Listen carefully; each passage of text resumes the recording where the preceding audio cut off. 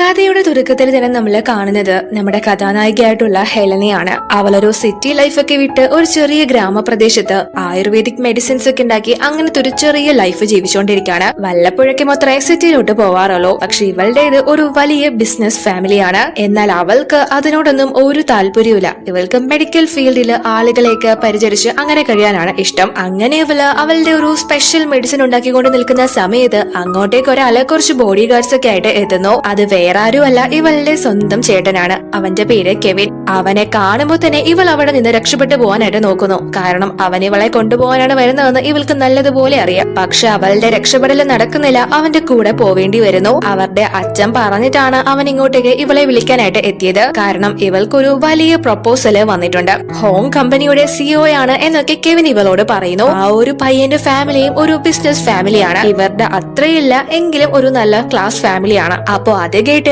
ഇവൾ അവനോട് എനിക്ക് ആൽവിനെ അല്ലാണ്ട് വേറെ ആരെയും കല്യാണം കഴിക്കാൻ താല്പര്യമില്ല എന്ന് മുഖത്തടിച്ച് പറയുന്നു. ഈ ആൽവിൻ എന്ന് പറഞ്ഞ ആളുമായിട്ട് കുറച്ച് വർഷങ്ങളായിട്ടുള്ള ഇവളുടെ റിലേഷൻഷിപ്പ് ആണ്. പക്ഷെ ആ ഒരു ബന്ധമൊന്നും ഇവളുടെ വീട്ടുകാർക്ക് ആർക്കും തീരെ ഇഷ്ടമല്ല. ഇപ്പൊ ഒരു പുതിയ ആലോചനയായിട്ട് ഇവര് വന്നത് കൊണ്ട് തന്നെ ചേട്ടന്റെ കൂടെ വീട്ടിലേക്ക് പോയാല് എന്തായാലും താൻ പിടിക്കപ്പെടും എന്ന് അറിയാവുന്നത് കൊണ്ട് തന്നെ ഇവള് കാറ് നിർത്താൻ പറഞ്ഞ് അവിടെ നിന്ന് പെട്ടെന്ന് അവരുടെ കയ്യിൽ നിന്ന് ഓടി രക്ഷപ്പെടുന്നു. പിന്നീട് നമ്മൾ